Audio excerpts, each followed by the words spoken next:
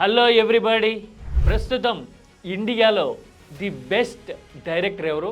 డైరెక్టర్ల brand value లెక్క తీస్తే పోల్ పొజిషన్లో ఉండేది ఎవరు? స్టార్ కాస్ట్ భారీగా ఉన్న, స్క్రీన్ ప్లే ట్రిక్కీగా ఉన్న, మేకింగ్ని చాలా సెన్సిబుల్గా చూపిస్తూ హిట్ గ్యారంటీ అనే ఇంప్రెషన్ క్రియేట్ చేయగలిగిన వాళ్ళు ఎవరు? ఈ ప్రశ్నలన్నిటికీ at this point of time India మొత్తం ఒక్కటే సమాధానం చెప్తుంది: లోకేష్ కనకరాజ్. అవునా? లోకేష్కి అంత ఇంపాక్ట్ ఉందా? కూలీ రిలీజ్ అవుతుందంటే రజనీకాంత్ని మించి లోకేష్ గురించి మాట్లాడుకోవడానికి కారణం ఇదేనా? అసలు కాంటెంపరీస్తో పోలిస్తే లోకేష్ ఇంపాక్ట్ ఎంత? కైండ్ ఆఫ్ హ్యాండ్లింగ్ ఎలా ఉంటుంది?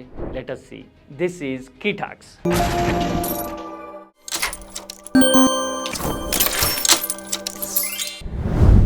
సినిమా మేకింగ్లో ఒక్కొక్కరిది ఒక్కో స్టైల్.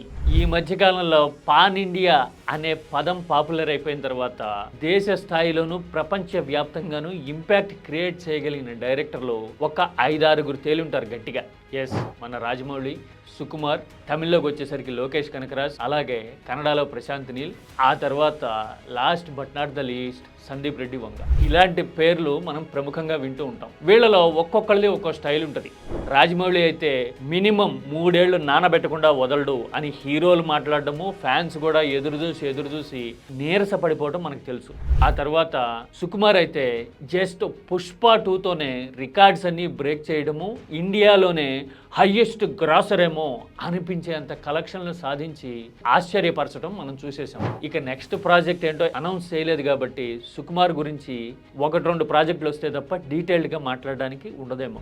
ఇక సందీప్ రెడ్డి అయితే ప్రీ ప్రొడక్షన్లోను పోస్ట్ ప్రొడక్షన్లోను ఎక్కువ టైం కేటాయిస్తూ హీరో స్కెడ్యూల్స్ని బట్టి షూటింగ్ ప్లాన్ చేసుకోవడము, ప్రతిసారి ఒక కాంట్రవర్షియల్ సౌండ్ క్రియేట్ చేస్తూ ఇది సందీప్ రెడ్డి వంగ అంటే అనే ఇంప్రెషన్ క్రియేట్ చేయడాన్ని మనం చూస్తూ ఉన్నాం. ప్రశాంత్ నీల్ అయితే KGF 2 తర్వాత నెక్స్ట్ లెవెల్కి వెళ్ళిపోతే సలార్లో కొంచెం ఫంబుల్ అయ్యాడా, సరళంగా నేరేట్ చేయడంలో ఎక్కడో కాస్త ఇబ్బంది పడ్డా అని అనిపించింది. ఇక వీళ్ళందరికీ పూర్తి భిన్నంగా చాలా తక్కువ టైంలో షార్ప్గా సినిమా కంప్లీట్ చేసేయడం, స్టార్ కాస్ట్ ఎంత ఉన్నా కానీ నా క్లారిటీ నాకుంది అన్నట్టుగా ప్రొజెక్షన్ తెచ్చుకోవడంలో లోకేష్ కనకరాజ్ది ఒక డిఫరెంట్ స్టైల్. పెద్దగా ఎక్స్పీరియన్స్ లేకపోయినా ఖైదీ లాంటి 1-2 సినిమాలతోనే అందరినీ ఆశ్చర్యపరిచి, ఆ తర్వాత మాస్టర్ లాంటి సినిమాలో 2 హీరోస్ని పోటాపోటీగా ప్రొజెక్ట్ చేసి, అవునా స్క్రీన్ ప్లేలో లోకేష్ ఇంత డిఫరెంట్గా ఉన్నాడా అని అనిపిస్తాడు. ఆ తర్వాత విక్రమ్ అయితే ఇక నెక్స్ట్ లెవెల్లోకి వెళ్ళడము, మల్టీవర్స్ అనే ఫోల్డ్స్ని 1 by 1 అన్ఫోల్డ్ చేయడం చూసాం.